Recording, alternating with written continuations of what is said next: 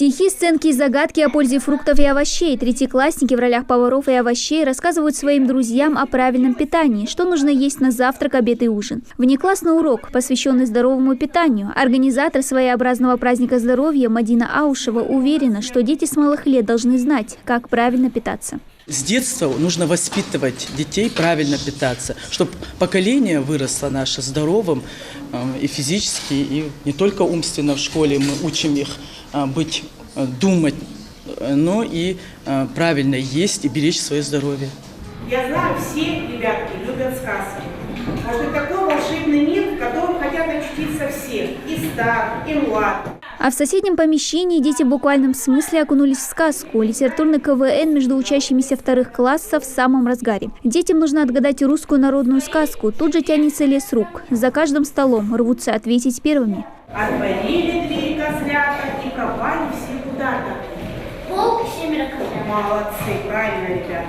Мероприятие проходит в школе в рамках неурочной деятельности «Сделаем этот мир светлее». Эту практику руководство третьей школы ввело в прошлом году, когда к ним направили учиться детей из первой Карабулакской школы. Старое здание учебного заведения снесли, и на его месте строится новое. А детей пока распределили по разным школам города. Влиться в новую среду всегда непросто, и поэтому было решено организовать вот такую внеклассную деятельность, чтобы подружить детей.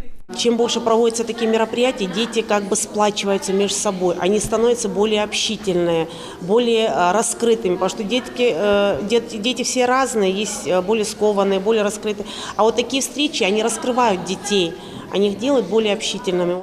Через эти мероприятия снимаются барьеры. Дети ближе знакомятся друг с другом, заводят новых друзей и быстрее привыкают к новому месту. Такие внеклассные занятия дали толчок к дружбе между Софией и Зейнаб, которая перевелась в школу недавно, несмотря на то, что обе девочки, капитаны разных команд, к игре готовились вместе. Мы разучивали разные сказки, стихи, потешки и небылицы. Девочки, вот скажите, а вот если какая-то из команд проиграет, не сильно обидитесь?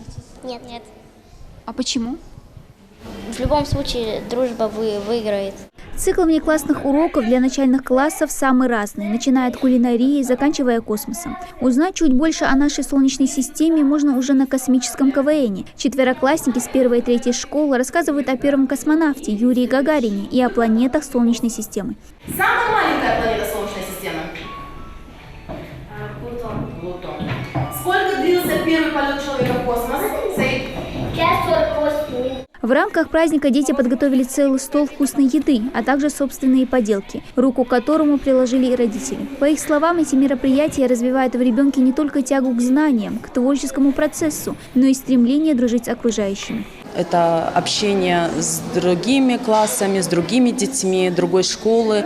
Это уже новые знакомства, естественно, которые могут перейти, возможно, и в большую дружбу, потому что сегодня дети больше заняты в гаджетах, поэтому, я думаю, вот такие мероприятия только принесут пользу им.